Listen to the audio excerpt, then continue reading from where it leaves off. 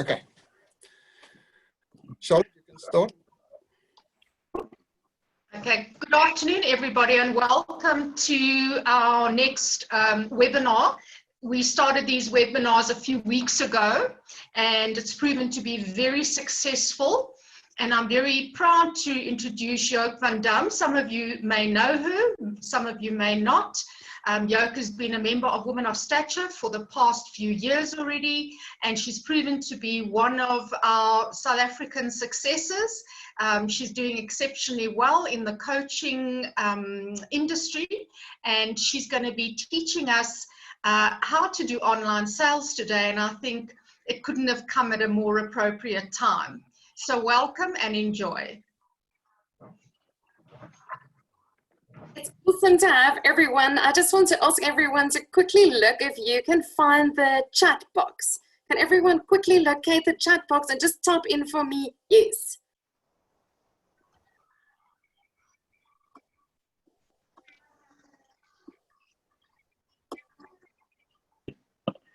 Brilliant. Brilliant, loving that. Okay.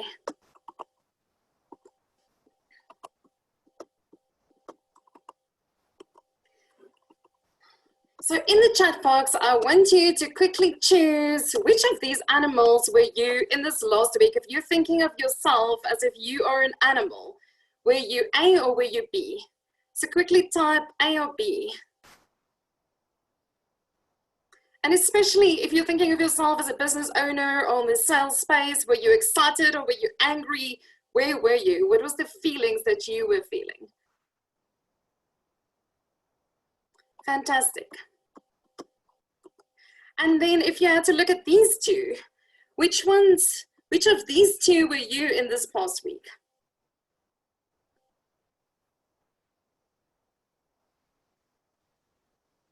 Have you guys been eating a lot of food? Have you been feeling lazy, or have you been working like crazy?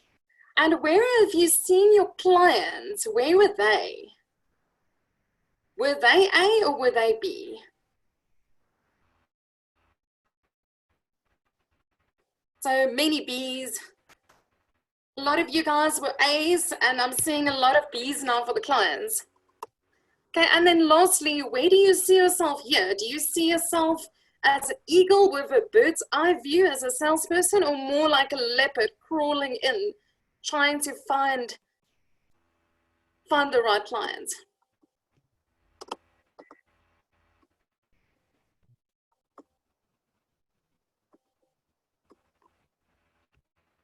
And where do you see your clients?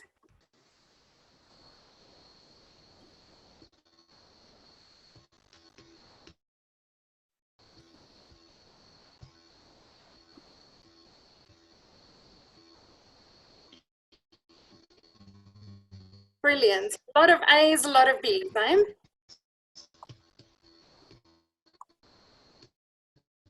So just a bit of background on myself. I just want to see who is making noise so I can mute them. Or is this just the system? Leon, do you think it's a system or it's noise?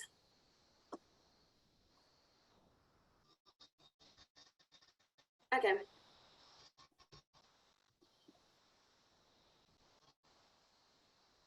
So I come from a very much a public speaking background. I'm often speaking on stages, and I love doing presentation skills. And I found myself doing a lot of radio interviews lately and speaking at, for instance, as a guest lecturer at Northwest University Business School. But what I found interesting is over the last 2 years, I started having a mentor in Norway, and that was really strange for me. For the first time, actually, meeting with someone in the virtual space was very different than if you're actually seeing an audience. Like right now, I can't even see any of your faces. There's a lot of background noise, but I'm not actually able to fully engage with you in the same way.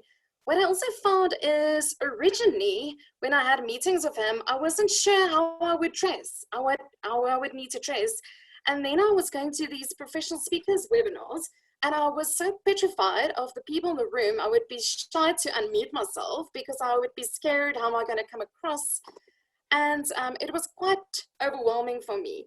But then I started noticing the value of actually having international clients, people engaging with you, and that even in the online space, you can actually build a relationship with someone in Norway. You can coach clients online and actually do training opportunities. So what I want you to do is quickly have a look if you could find the area where you could actually raise your hand. And you'll see that in the public speaking context, it's very easy to raise your hands, but online you actually have to navigate to find it. And if you can find to actually raise your hand, show that to me as well. I can see Ronald has quite a few of you guys. Brilliant. So you can take them down, but what we're going to do just for the sake of today is for an hour, I'm going to be taking you through the content, and then for 30 minutes, we're going to be having a Q&A, and then I'm going to ask you to raise your hand if you want to say your question out loud, or you would be typing it into the type box. And throughout, we're going to be engaging in the chat rooms as well. So where are you at right now? And this you could also put into the chat box, yes or no. Are you feeling guilty at all to sell right now? And have you heard this phrase of people saying to you, now is definitely not the time to be selling? Have you had any clients say that to you, like, how dare you call us? We're in such a turbulent time. I'm getting some no's and I'm getting some yeses. So in some ways, that could also be a limiting belief, because people still need products and services, right? And then have you ever thought of this yourself or heard this? I can only sell face-to-face and online is just not the same thing. Are you actually more comfortable speaking face-to-face to people versus sitting on the other side of a phone or on a computer? I'm getting lots of yeses. I'm getting some no's, so some of you are comfortable. And I'm getting some yeses saying you are more comfortable in actually selling to a person sitting across the desk from you, and I'm getting some no's. So last question, are you shy to at the moment unmute yourself at an online meeting? I'm not asking you to do that right now, but have you been in any kind of an environment? And I'm getting a lot of no's, which is awesome, which means that there's a lot of confidence, and then there is a few yeses. So a lot of you are saying you are definitely not shy. Some of you saying no and yes. Brilliant. So what are we going to be covering today? I'm going to be taking you through how to sell during challenging times, even during lockdown, COVID-19, how to successfully run an online meeting, and some confidence hacks in online meetings.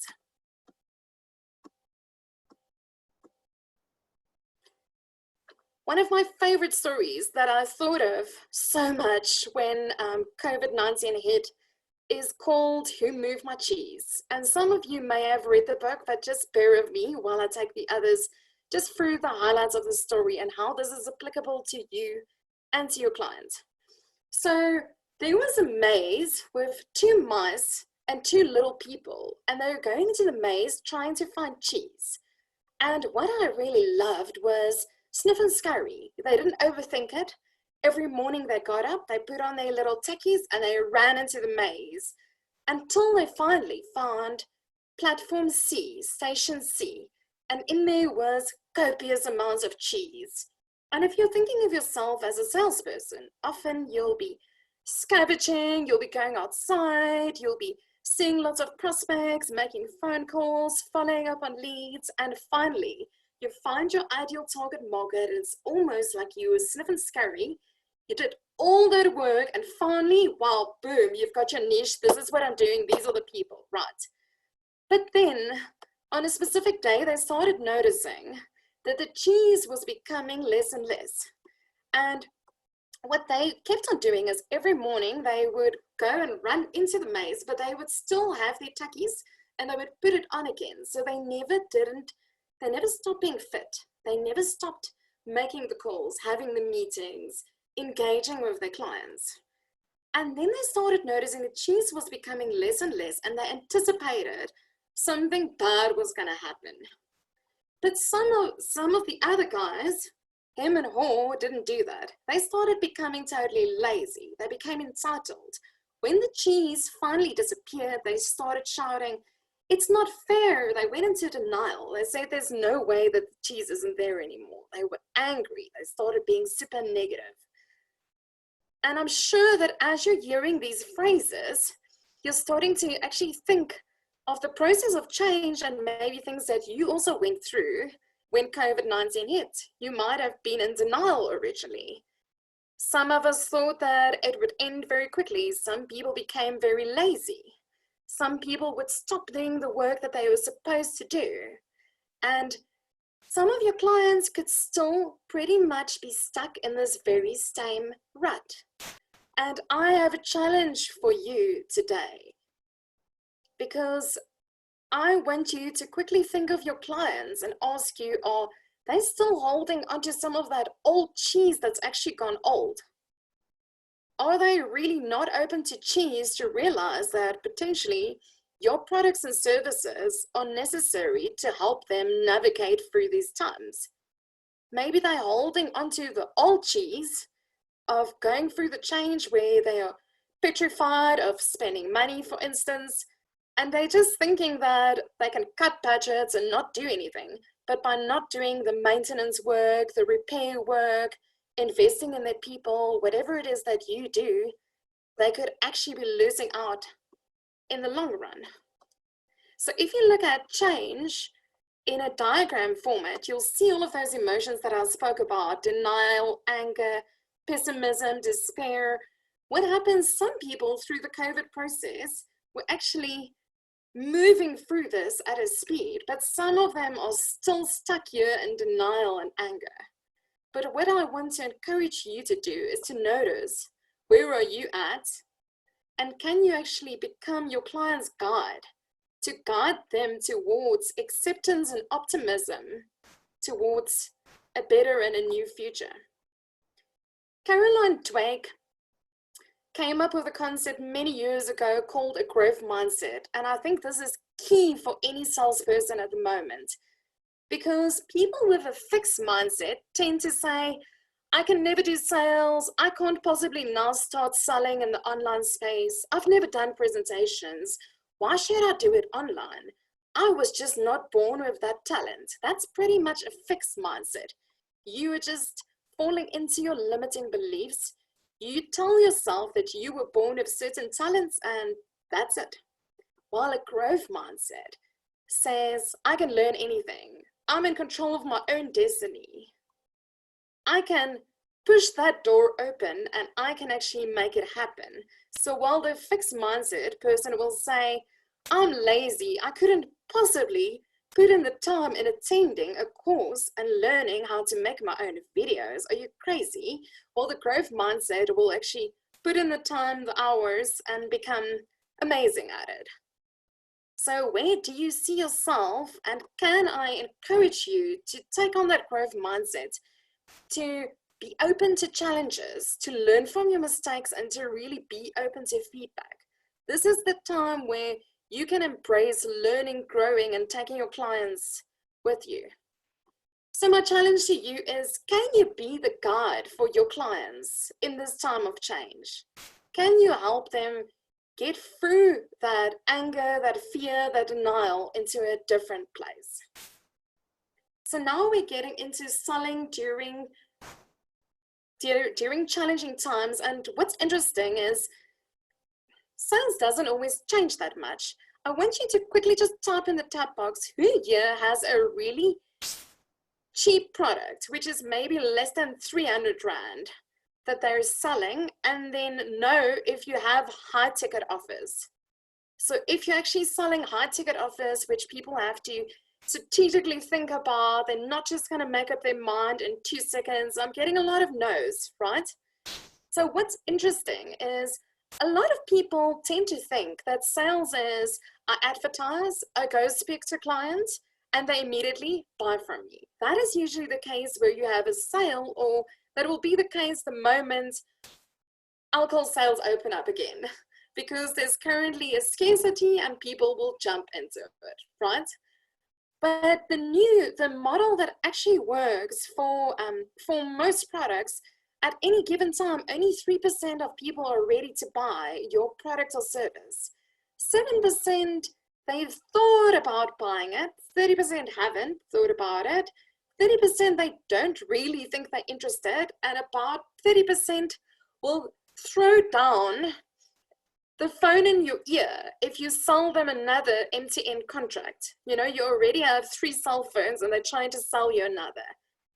So what's interesting, what I want to project to you guys today is you can sell, most people think you can sell up to 70% of the market, where you could persuade people, and how you do that, and that's really what we are discussing today, is you do that through education. You teach people about the value of the solution, how you're helping them sort out the pain. They don't care about the product or the service. They actually want to kill that fire. But then what is super interesting is you could actually sell to this last 30% as well. So Tony Robbins and Chet Holmes did a project together where they were speaking to people that were living in low-cost housing. And what they found is that people living in a very small home with a lot of children had a 95% chance of infancy death and teenage pregnancy. So when they went with that data to present that, you know, to like go educate the people living in those small homes, they found that those people, when they heard there's a very high chance that your child might die and that your teenage daughter will fall pregnant if you keep on living in this neighborhood and this small house, suddenly those people that were never looking at houses were ready to move because they were shown something that they were not aware of. So what I want to say is, can you think of something for yourself that you could educate your clients on that they are not aware of, that could be a fire in their life? So can you just quickly think of that and type that into the type box? So in absence of your solution, what could happen to your client? If they, for instance, don't get an updated website, what could happen to them? If they don't sell, so if they don't actually invest in their people, on your products and services, so I'm getting some, they could get sick. What is the long-term ramifications, things that they are not aware of? They could lose market share. So those are the kind of things that you need to, non-compliant. So Gary, I want you to actually think further. So if they're not compliant, what can happen to them? They can lose motivation. So Nina, if they've lost motivation, what can that lead to? Could that lead to a decrease of productivity, profitability? They could become invisible online. So if they're invisible online, in the long term, their business could close down. So take your answers and even go deeper into it with the tools that I'm going to give you. So one of my favorite books is called Predictably Irrational from Dan Riley. And Dan Riley spoke about the start of the black pills, and I wanted to share the story with you. And he said, originally, black pills, there was no market for it. So my question to you is, can you create a market for something? And can there be something like supply and demand? So this guy came from a certain island, and he had these black pills, and they were always sold at a very, very low fee to the people in the marketplace. And he found a broker who knew jewelers at Fifth Avenue, who then took the black pills, made a beautiful necklace, and created glossy ads in some of the top high-end magazines. They then put a very high price tag on the black pills, and then it was seen on the same level as rubies and diamonds. And suddenly, all of the celebrities wanted this. Can I just ask you to mute yourself? Thank you. So my question to you is, if you are sitting with a product, how can you actually create that demand? So what was happening also is they only brought a small amount of black pearl, so it was very scarce, it was very elite, it was packaged in the right way, it was put in New York, it was put in top-end jewelry store. It was put in a top-end jewelry store. I just want to mute this person. I'm not getting this right.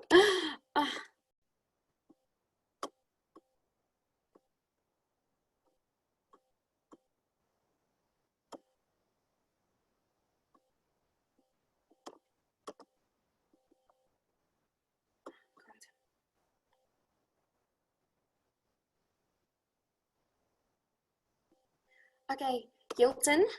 Yilton is asking a question about the investment industry. Keep that question for me for later. Okay, brilliant. Can you please keep that question for later?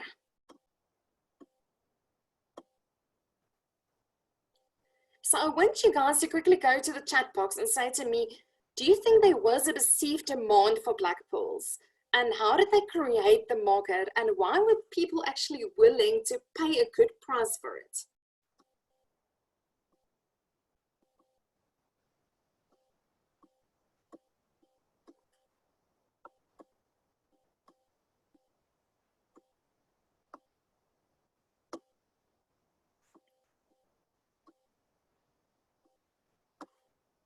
So Eileen's saying the perception was created through marketing. There was scarcity, perceived value, optimize the products through marketing.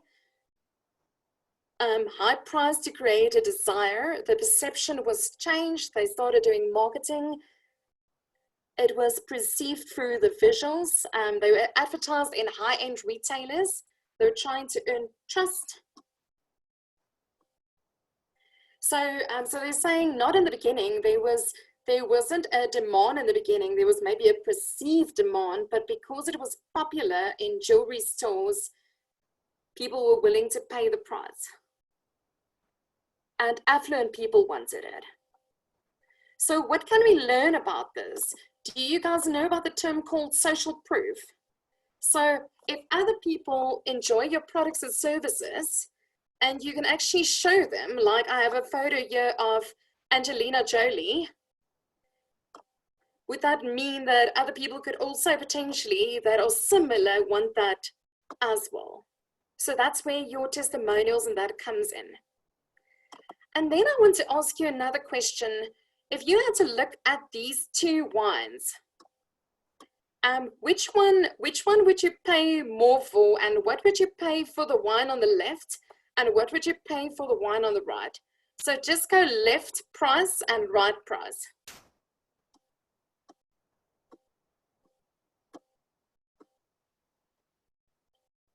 So can everyone in the chat box, so on the left about 200 Rand and the right 50. So I'm even getting 1,000 Rand 50, 400 Rand, 500 Rand 50. So left the presentation is of higher level and the right is right off the shelf. 1,200 Rand and about 300 Rand on the right. So what specifically, I've had a few people give an answer, but what specifically makes you think that the wine on the left is worth a lot more? And even if you're looking at the type of wine, does anyone know a Tassenberg? Is it Tassenberg? If you know wine in terms of the taste, would you think that it is worth a lot or not necessarily? Do you know that brand? And do you know it's Grand Constantia? So I've got marketing strategy on the left. It's the bottle that looks cheap as well. Presentation of the product. Brilliant. So just to give you an idea, Tassenberg is made of actually a lot of different wines that they actually just throw together. So it's actually just a mixture of wines, and there's no consistency. So every bottle could actually taste different. And you can definitely see, I mean, if I have to use Tassenberg, the only thing I would use it for is perhaps for Glühwein. While I would never give that as a gift to someone. It just doesn't look like a gift, right? So And while, even if you're looking at the cork, can you see on the left, even the cork, and it's won a few awards, the entire packaging creates an entire different vibe to it, never mind the brand. So how do they educate people about wine? Has anyone ever been on a wine tasting or visited a wine farm? The moment you've been to a specific wine farm and they've educated you about it and you've paired it with chocolate or cheese or whatever it might be, every time you buy that wine, you are transported back to that wine farm, and immediately that value actually goes up. And you can actually start talking about people, about the wine farm and all of that. So how can you create a bit of a vibe around yourself in terms of your own packaging, how you're packaged? Could that have to do with your selling experience? I'm seeing, could that have to do, Nina said, your storytelling? Could it actually be to do with your personal brand, how you come across, the photos you use on your website, your LinkedIn, your social media, what people see about you? Would that also contribute to your experience, right? So what I want you to think about in terms of presentations, you need to find ways of actually educating your clients and telling them stories so they actually want to start using your products and services by providing solutions. But then you need to add that ribbon, add that element of pristine, so people see you as a classy consultant, a classy business, that they don't expect to pay small amounts of money to you because they really want to engage with you. So here are some of the ways in which you could package yourself online.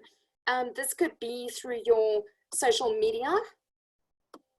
This could be through videos that you have. You could have Facebook Lives. You could have webinars. But you could also actually have meetings with clients and do presentations to them. So in the same way as you would have a meeting with a client, and then you go over to your sales presentation after doing your needs analysis.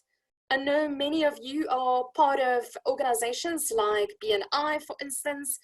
In there, you're also doing online presentations all the time, and you're also given the time slot to often present as well. So I want us to actually get into some confidence hacks quickly, and this is just as a little joke that, can you quickly type into the chat box? If you could pick any role model, and it could be someone here on the screen, or it could be someone completely different, and if you could have their confidence, their charisma, their vibe when you are doing your online meetings, when you're presenting, when you're doing your videos, would you want to be like Oprah, Michelle Obama, Mr. Bean, Ellen, Steve Jobs? Would you want to have a bit of Superman or Wonder Woman? Because I'm getting a little bit of Ellen, Bruce Lee, Oprah, Michelle Obama, Tony Robbins. Brilliant, brilliant. So quickly think for a moment, what makes that special? What makes that person, what do you like about their confidence when they are speaking? Whether it's in a public speaking scenario, or when they're doing a speech, or they're actually on a talk show, like what makes them great? So quickly put that in the chat box as well. I've got Tiger Woods. Ellen is funny, strong and resilient, credibility, authenticity, fun, relaxed, content, storytelling and delivery. Brene Brown, I also love her, Jenny. Ellen is approachable, wise, exclusive, confident. Robin Williams was able to capture a crowd. Fantastic.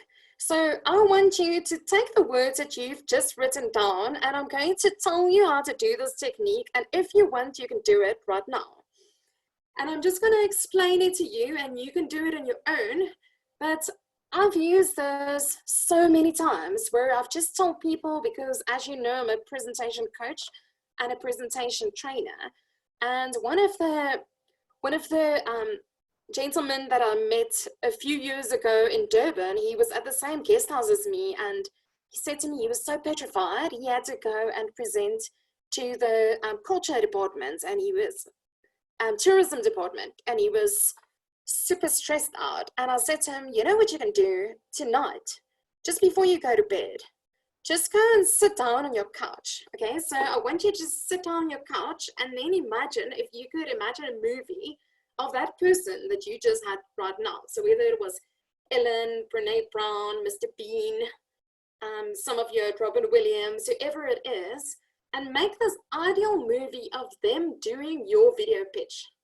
So whether it's they're doing a Facebook Live, or they're doing an online meeting, or they're doing a webinar, and you just imagine that entire scenario, and you're imagining how they're sitting, how they're standing, how they're engaging with the audience, their body language, how they're looking, how they're smiling, all of that, right? And then what I want you to do is I want you to put your face on their head and imagine that it's you.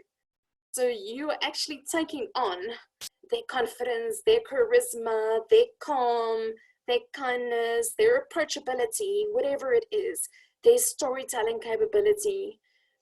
And I want you to plot it out in exactly the right way as you want it to happen.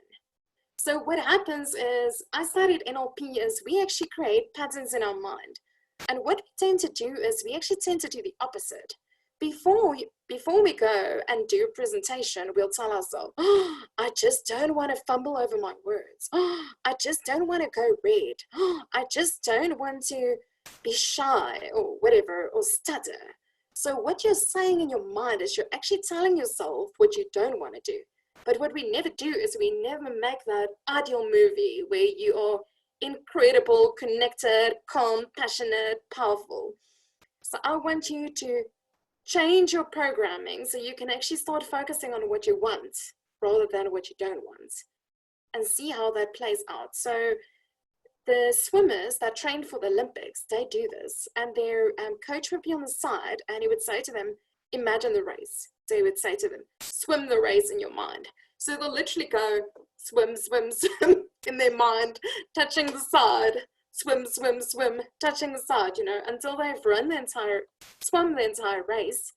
And you would stop, and 95% of the time they've swum the race in the exact same time as they swam it in their mind. So you need to start creating the muscle memory of what you actually want, so that you can create the state and the confidence that you actually require.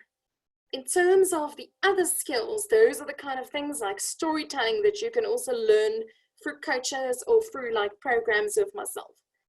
But in terms of your state, you can actually start creating that already. So my challenge to you is, before you go and have your next online meeting, can you go make this movie in your mind and transport that person that you want, that Mr. Bean, that Robin Williams, that Wonder Woman, that Ellen, that Michelle Obama, whoever your person is, and imagine everything that you said, that they are the calm, confident, collected, and put yourself in there and see how it transforms everything.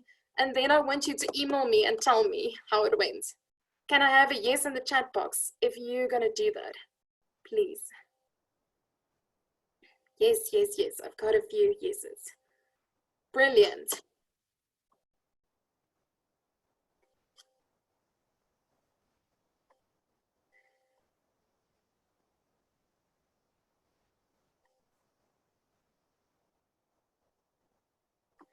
I want to quickly tell you a story.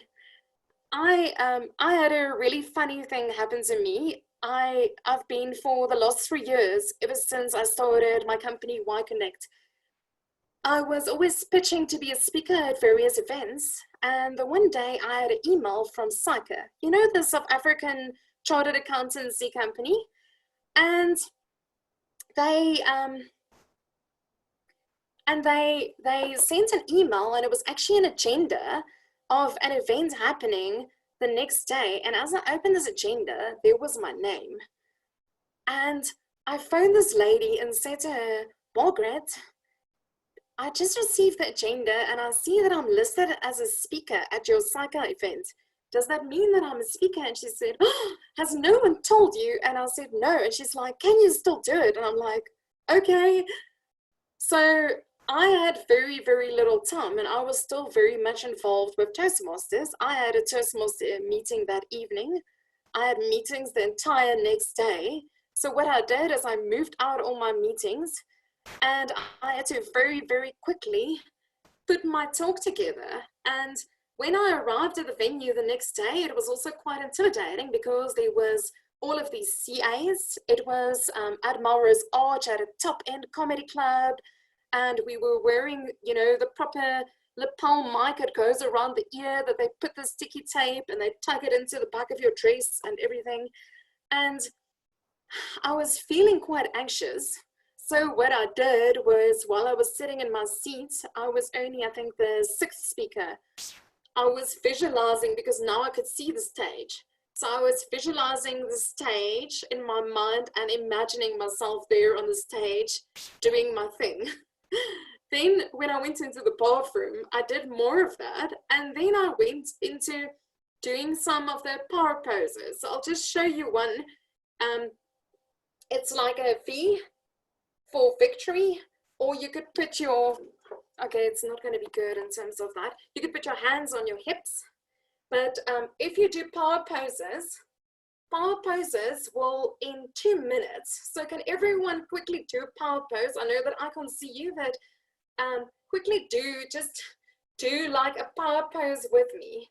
So before you go and do a presentation, or if you have to do an online meeting, if you stand in a power pose, and maybe you could even do it standing. So even stand right now in this pose, and you'll feel that your stress levels, your cortisol levels will actually go down, and your assertiveness levels will actually go up, and you'll start to feel so much more confident.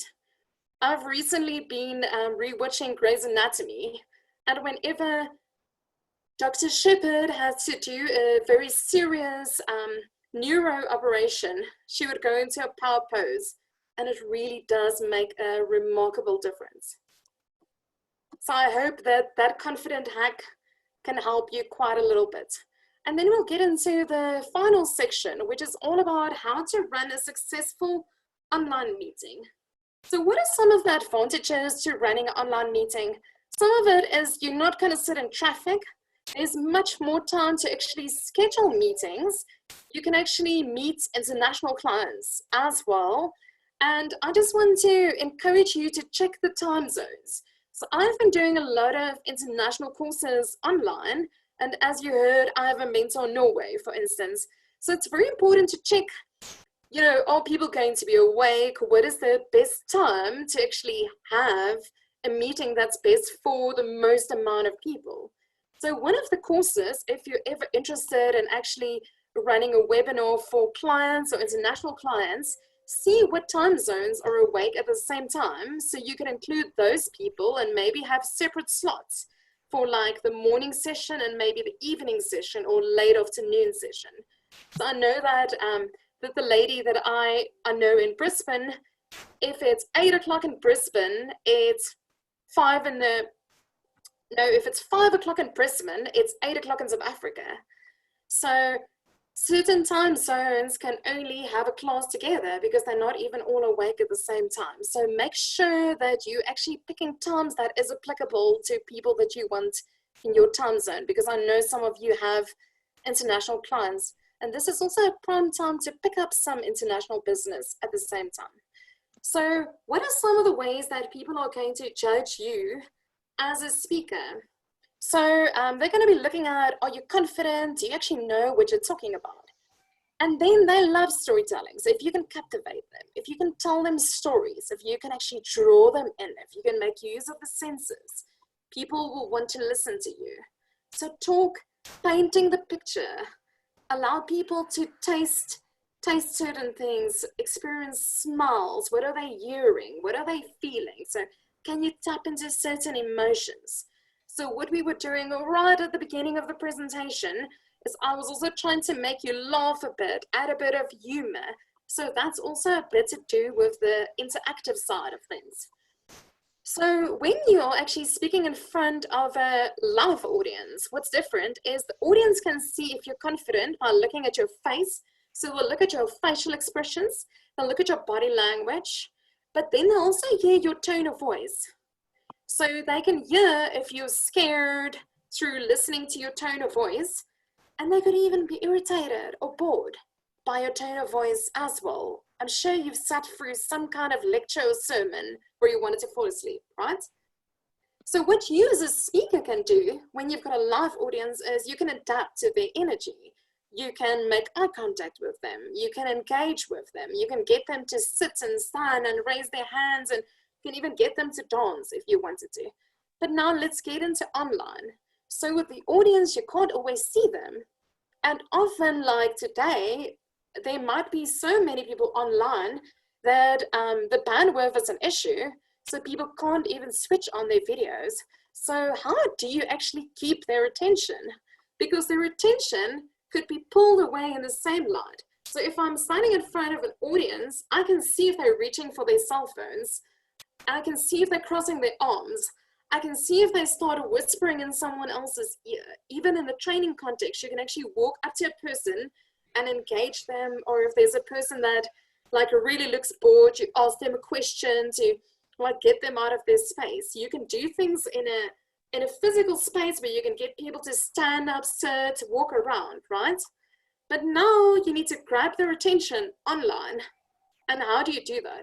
So what's even more important online is to know what you're talking about and to keep it as short as possible and to be prepared.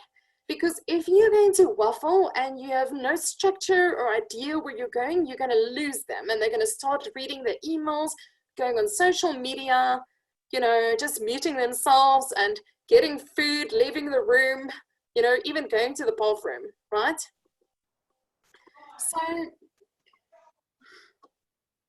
So I want to quickly show you some ideas of things that you could do. So one of the things that you can do, and I want you all to do this with me, is I've made a screenshot. So can you go to the top and can you see there that it says view options? Can everyone see that? And then I want you to go to zoom ratio and pick 50% side-by-side mode. So what that's about is, and I'll show you in the next slide. So you can either pull, I'll show you now, you can either pull, oh, there it is. So it says zoom ratio, 50%, okay, and then you can click there side by side. So you could actually pull the person's face, you know, 50% next to the slide, so they can really feel like they're having a conversation with you. It's not just this small little box on the corner over there. And can you then focus also on actually looking at the camera as I'm doing now, and I think I haven't done that well enough. And so people can actually feel like you're making eye contact with them. So drag over here is a little line that you can just drag across so that it could actually be 50%. So to just remind you, you go to options at the top, zoom ratio, 50% side by side, and you can drag it up to whatever point you actually want to drag it. So in that case, the person will actually feel like they're having a much nicer conversation with you. So Karine Yurdol is saying speakers should look directly at the webcam or screen camera to connect with the audience. So on the cell phones, it looks like it doesn't have that option. But just a little tip from my side as well is I would not encourage you to have meetings on your cell phone because you get seriously tired and you have to keep on sitting in the same position. And while people are typing comments in the text box or sharing things, on your phone, you're not even going to be able to see that. So when you're serious about having a business meeting, get out your computer and do that. I would highly encourage you to rather do that. And then I wanted to just quickly talk about security as well. So recently there's been some bad things that happened with Zoom. So there's a functionality that, that they call sharing the screen. So what I want to encourage you when you are running a webinar or a meeting with clients, select the option that says only I can share. So I had to ask Leon to give me co-host status so that I could share.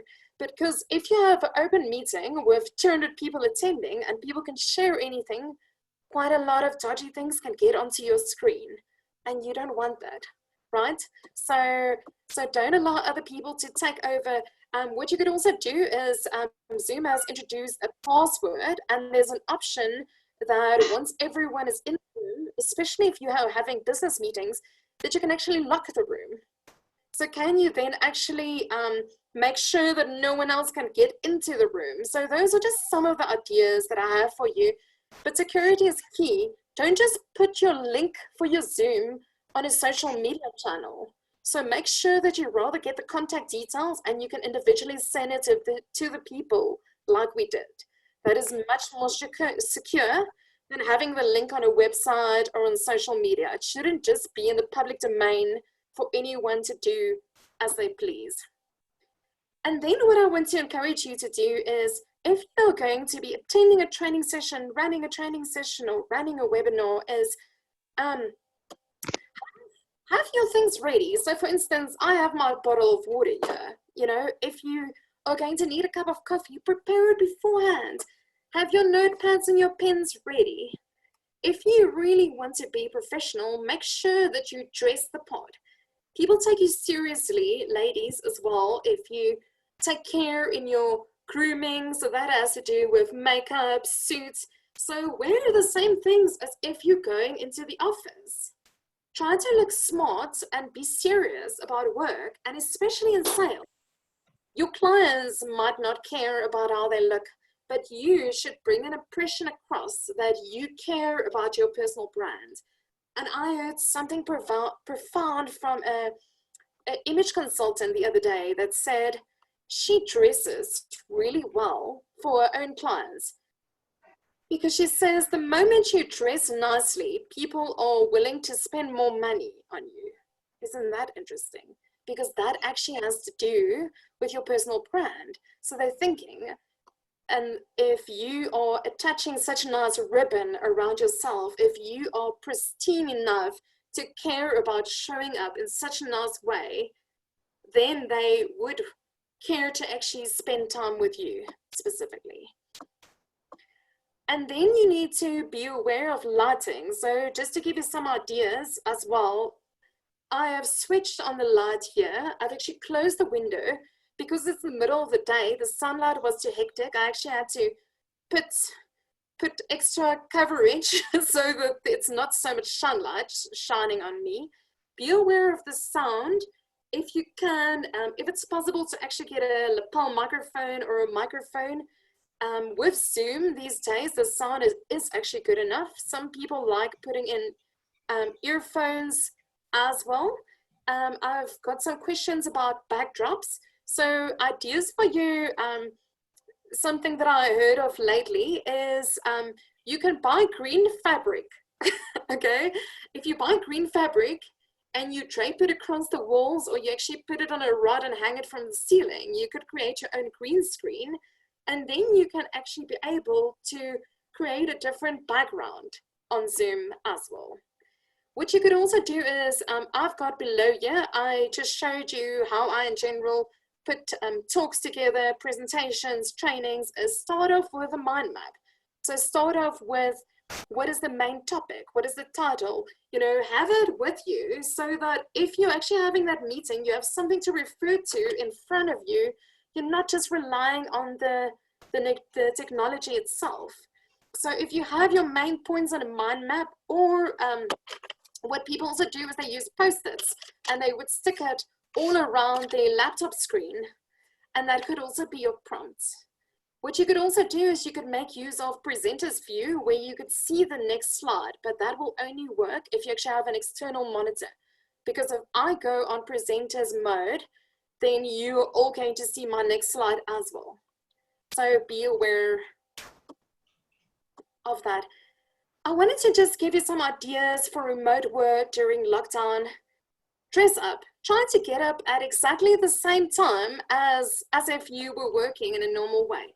Do your regular breakfast, do your exercise routine. If you used to go to the gym, try to see if you can't actually find an online trainer or sign up for a class so that you can remain fit, and that when you put on your working clothes that you could actually be in work mode.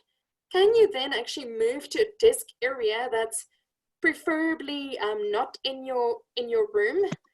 And then what you could also do is specifically, I know some of you might have children as well, that could come into the room while you're having a meeting. Arrange with your partner to have a system where you either have to lock the door or put a post-it when they can't come in, or what specifically could they know when you are in a serious meeting. So keep to your routine of actually fueling your body with proper food and, you know, look the part. And that's really what I want to encourage you to do. So how do you become a reserved one online that people are actually willing to do business with, and how do you change your packaging? So here are some of the things that I think could potentially be the next step. So people are at the moment online searching people. I remember when I was in sales, often I would try to set an appointment with a CEO, and the next moment he would have added me to LinkedIn, which means that he searched for me online, checked me out, and then I got an invite back from him. So he actually saw the need to first see, is this a credible person? What does a personal brand look like? Do I want to waste my time? What do other people actually say about this person? Do I actually want to spend time with this person or not? So that's one of the areas that you might need to look at. You might need to look at how confident you are when you're actually running, whether it's a sales meeting, how you can connect with the audience, how to keep their attention, to know what to say and how to package it. So that's really about how do you put a sales presentation together. So I was in sales for more than 10 years, and we used to always do a thorough needs analysis, getting to the problems, delving into all of that. But very often we would educate the clients about marketing needs. We would actually set up a meeting to do a presentation to them. And how do you compile that? How do you educate your client through a presentation, actually going to point out the fires that they will start realizing that they need to make use of your products and services? Then people could also be looking at how you portray yourself over things like Facebook Live, if you make videos online, if you're posting things on YouTube. These days you can make really nice videos on Instagram as well. They could be looking at, in your meeting, what is the flow of the presentation like? What are the slides like? You know, do they relate to the stories? Do they actually buy into the message? Are you authentic? So many of you said Brene Brown and Ellen. They have that capability of just like drawing you in. They're so authentic. You want to listen to them. You really want to engage with them. Such a nice process. So I just wanted to show you a specific offer that I've put together for this group for the next 6 weeks. And I'm going to be running my Power of Persuasion presentation bootcamp online. And I just wanted to show you all of the different elements and some of the elements, how much it would be costing you and how much I'm asking. So you could look at it from writing your sales script and building a presentation, to developing a video script, to developing your personal brand, online presentation techniques, including working on your voice, your body language, audience interaction, how to persuade an audience, how to create a core need, how to get the audience to remember what you've said. I used to always be frustrated. I would talk to people and train them and they'll forget what I've said. They'll retain maybe 10%. And I managed to get people to now remember things that I've trained them on for like 4 years later through using specific techniques. How do you imprint on the brain so they remember you and what you've said? And how do you develop confidence in speaking and presenting online and offline? So all of this I'm going to be running. The total value of that is 5,950. For the first 10 people that sign on, I'm going to add an hour-long presentation pitching session for them where they can present to me over online, or they can send me a video and I'm going to critique them and coach them on that with 995. So for the first 10 people, they would get that included. But for your investment for 6 weeks of training of an hour and a half per week, and where you would get homework and accountability to do this, I'm going to ask 1,500 Rand. So I'll put all of those links in the session. But now I actually want to go over to Q&A. So if you guys want, you can type any questions that you have into the chat box. If you want to actually raise your hands and you actually want to ask me the question out loud, we could do that as well. And I will go back to quickly go have a look at the questions you had as well. So please type in questions in there if you have. I just want to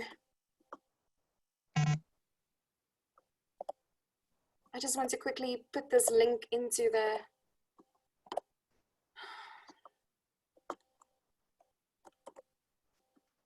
chat box.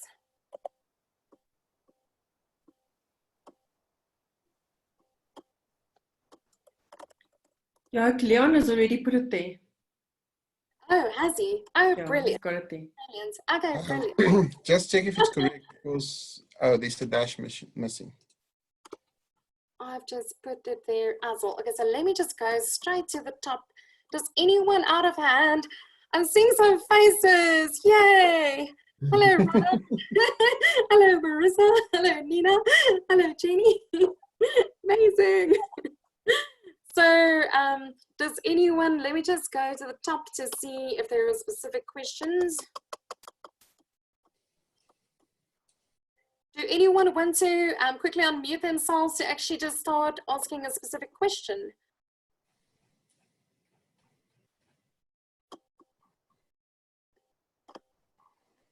Just chat in the box, yes. Okay, so there were questions, a couple of questions which you may have missed. Okay. About the lighting, but this has been answered in the chat also by your audience as well. So, so the lighting as well, it must light the object. Okay. Yeah, so that's basically there. I'm just checking. And then a couple of people asked about the background, how we get that right. Okay, I will show them. I'll show them that, but okay, let me just, I'm just opening a little Word document here, which might help me. Okay.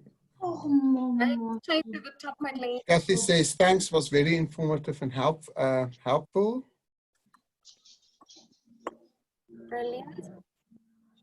Okay.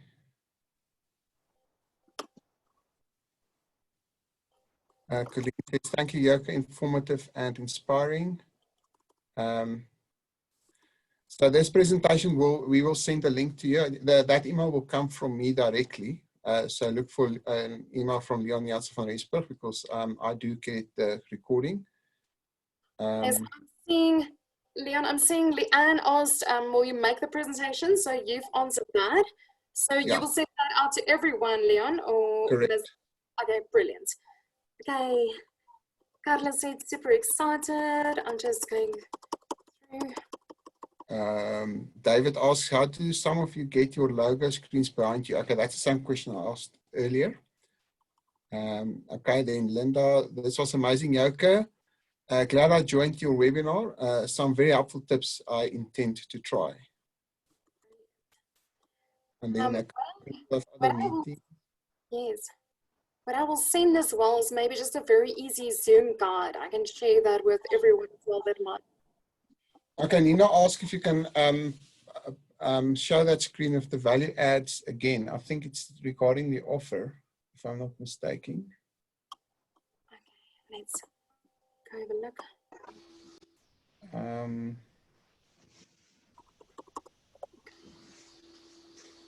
Yeah. So on that link as well, the value add is also shown there.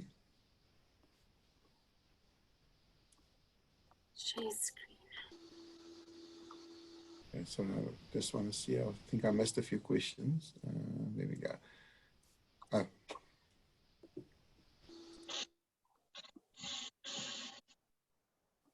Okay, so then, okay, Sean Haywood asks, thank you. Advice on closing before leaving it open for Q&A. So you want some advice on that? Advice on Closing. Yeah, closing your session. Yes. Okay. Yeah. So Sean, is it Sean? So Sean, Yeah. what I would say is Q&A. You always have almost like, let's say it's 90% into your presentation. So your Q&A is not the end. After the Q&A, you then close. So what you could do if you're scared that people are going to leave before Q&A is you could end off with a powerful quote, a summary of your top 3 main points, a core challenge, something that they could go do. And what I always say to my presentation clients is ask yourself, what do you want the audience to do afterwards? So like for me personally, what I want you to do, remember one of my challenges was you need to go make the movie. You need to go make that movie in the mind the previous night or the hour before you go do that webinar. So that's one of the things. And then other things could be, would you want them to go and research you? Do you want them to actually go and click on a link? So when you build your call to action into what you are doing, you're much more clear in actually getting the results that you want because you actually know what you want people to do. So do you actually want them to book a session with you, or do you want them to actually buy a product? So decide that up front, and maybe it would just be, maybe they go and share something on social media using a specific hashtag, but decide how you want them to feel as well. Leon, I'm struggling to see the questions. Yeah, it's because you've got the share screen open. I can't see the questions. Oh, can I go out? I'll come back again. Yes. Let me see these questions. Yeah. That's why I've got 2 screens. Yes, okay. I'm actually just going to scroll down straight to the bottom. Yeah. Okay, so very helpful. Thank you, says Carol. Presentation. Okay.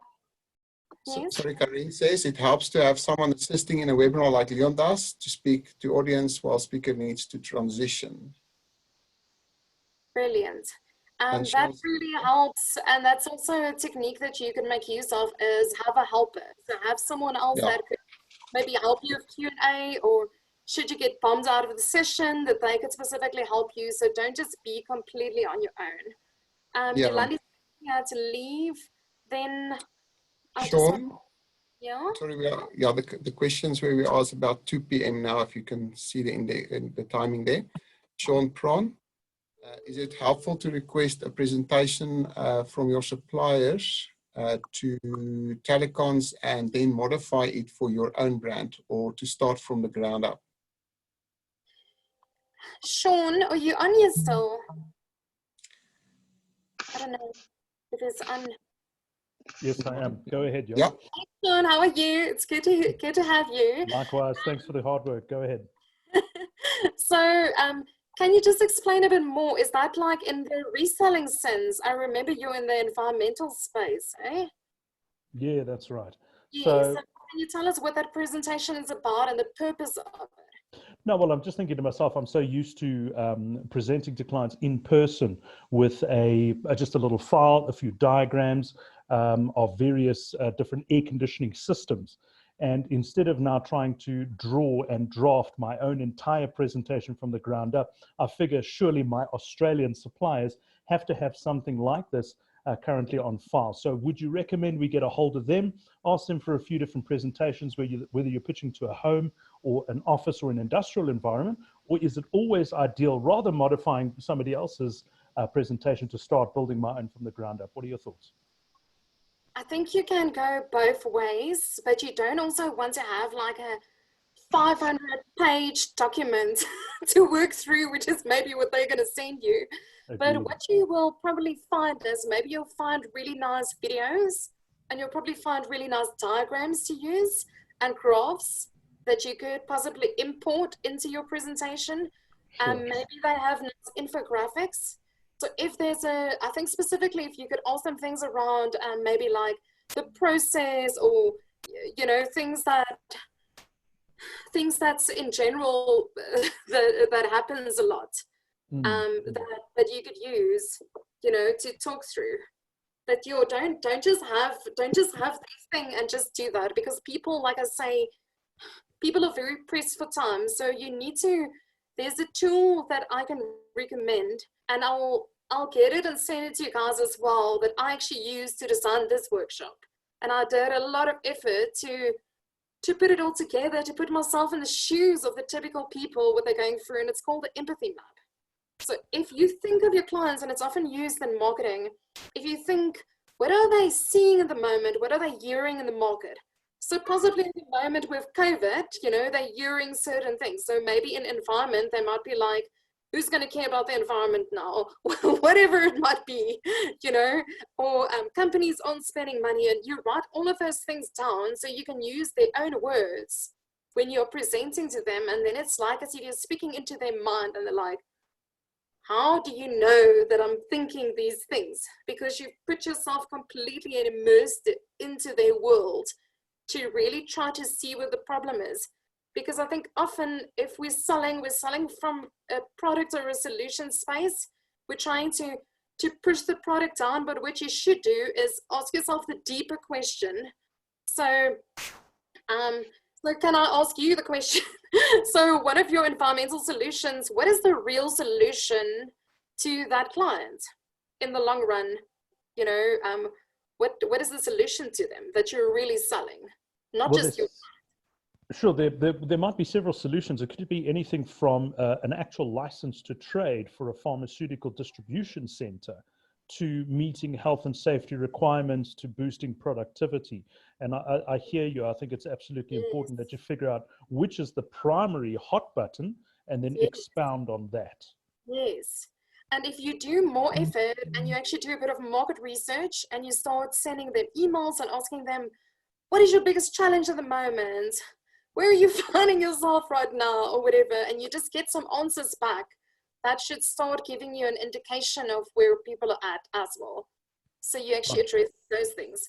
So something I did, which was really sneaky many years ago, I worked at a publishing company, and the whole publishing industry were frustrated because the Department of Education kept on updating the curriculum. And all of the FE colleges were furious with the publishers, and they were like, we hate you. But they needed the textbooks, right? And the poor students needed to study, and it was the FET colleges. So I went and did this presentation, and I said to them, please raise your hand if you have not enjoyed our English level 2 textbook. And the entire room raised their hand, because I knew they all hated it because they had given us the feedback. And I said, exactly, that's why we've completely changed the textbook. We've listened to your feedback. We've incorporated this and this and this. And they were like, wow, we want a copy. You know, so speak about the elephant in the room, even if it's something, maybe it's a product or service that you've sold for so long, but right now, you just can't sell it right now. You know, if you're a liquor store and you can't, like, who yeah, really wants to have red wine right now? Like, everyone would be like me, you know? So, yay, Ronald. Does that help at all, Sean? 100%. It sounds like I need to take elements from, as you say, elements from the Australian or the supplier's guide, but ideally actually build up my own presentation, which speaks specifically to customer needs and hot buttons, and move from there. Appreciate the feedback. Thank you, Yoke. It's a big pleasure. Okay, so Tammy also said the Zoom guide will be helpful. The slide with the prize and Nina, you got that. Then it's insightful for closing. What is the tool called? Karin Jordan. Is Karin Jordan still here? What's the question? He's saying, what is the tool called? Which tool? Agree, remain. She was saying at 209, what is the tool called? Remain honest, open. I don't know What's what the that. tool? Yeah. Okay, I'm not sure what the tool she refers to. Marinda. The tool to make the presentation. Sorry, I did reply in the chat box now. I was listening to you and my question was too quick and you replied soon after, so you can just ignore that. Sorry. No, but what was it called? Tell me, what was it called? It was a way back, so I'll have to also go through my notes, but you did give it. Okay. Marinda was saying to keep my inquiries on a vehicle, it seems it's going to be better to make a video. Yoko? Rather. Yes. Yoko, it's Martin. Yes. I'm on my wife's, Hi, Morton. Nice. Welcome. it's my wife, it looks like I discussed it with you that I'm losing.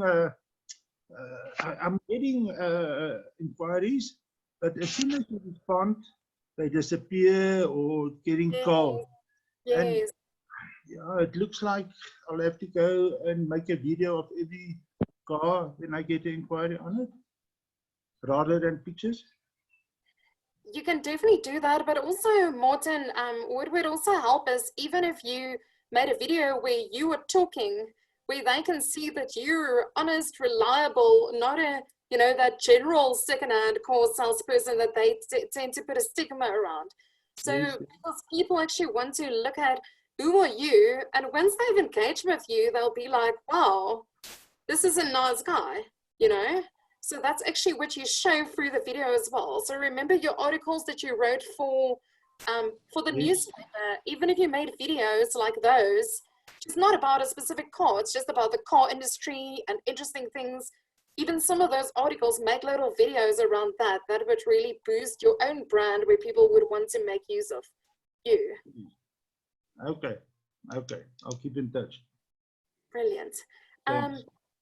Leon, is there any other questions? Is anyone here in the room still wanting to ask specific questions? I'm just...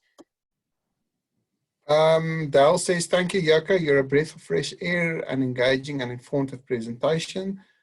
Okay, so I think that's basically it. We might have missed some because there's quite a lot of people online. And so I think, apologies if we missed you. I'm sure they can engage with you via email as well, is also regarding your offer, if they've got any further questions on that. I'll just put my email there as well, so they have it. Okay. Okay, so basically, many people saying thank you now. And Yoko, I think... Back to me. Okay. Yeah, you and Charlotte can close the session. Brilliant. Thank you so much.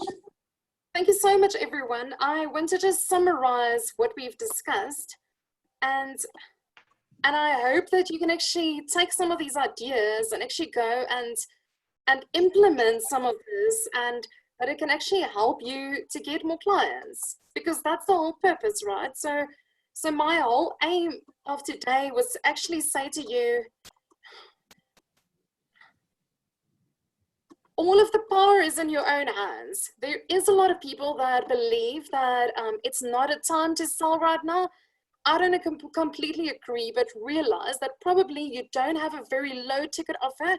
So potentially you're going to have to build some trust, do some presentations, engage with people quite a few times before they're at that place where they want to buy from you. Some people are still going to be in fight and flight mode right now. So how can you be that presence that can be that be their guide? So can you realize and notice where are they at with that entire change process, and what can you do to actually be their guide to help them get through there quicker? Can you show them how your tools and services can actually help their longevity of their business, improve their productivity, help them make more money, save more money, be more competitive, or satisfy one of their needs? Try to get into their empathy map and see the world from their point of view. What are their core concerns right now, but also maybe they're so stuck in that rut right now that if you don't move them to the next place, they're really eating that old cheese. So notice where you're eating old cheese as well and progress.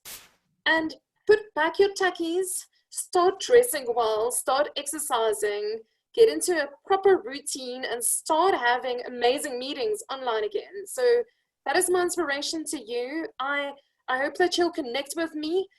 There is a shortened link of the offer.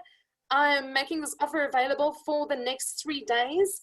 As I said, the first 10 people that sign up will get that free hour pitching session as well. And I would love to engage with you to help you to actually build amazing presentations, videos, and to have a really engaging sessions with clients online.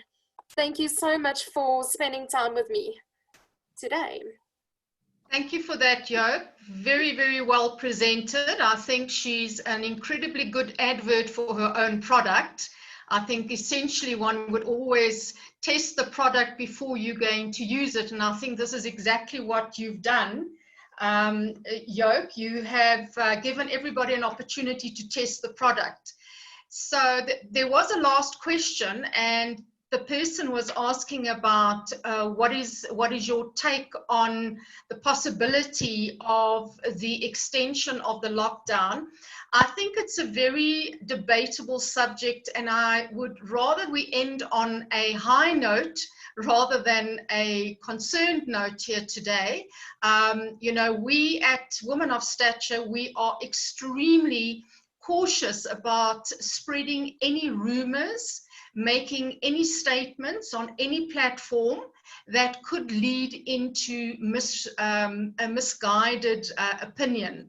So we would rather not answer on these questions, but rather leave it to the powers that be. And I think we always must consider the voice of the presidency is the only voice that we can listen to, because they are the ones that are going to set the ground rules, and we have to obviously abide by those ground rules. But I want to say thank you so much to everybody that is still online. I want to thank you for tuning in today. We're very excited because this is our very first Tuesday afternoon webinar, and it was prompted because of Yoke and because of her enthusiasm, and also realizing that not everybody is available at night. You know, some of us do still have families that we have to attend to, children that need to be bathed and fed. So we decided to try a 1 o'clock slot on a Tuesday afternoon. And so congratulations to Yoke for being the first one. And I must say that she had an amazing response.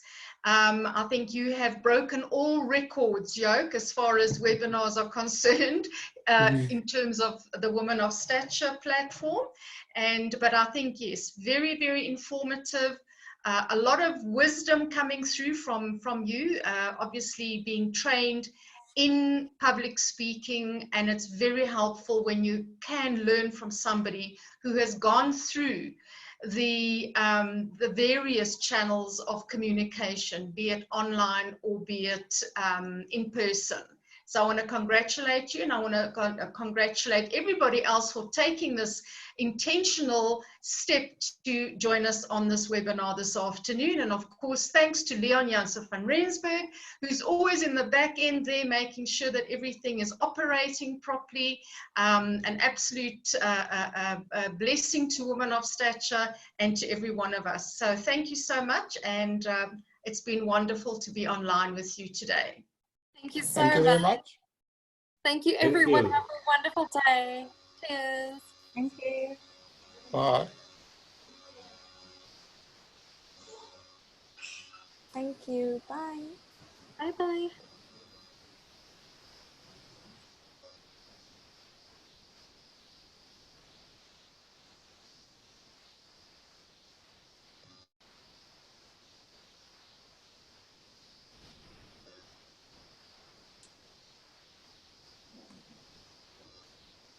Leon and Charlotte's going to be quickly chat before when everyone's off. To stay on. In the meeting for all.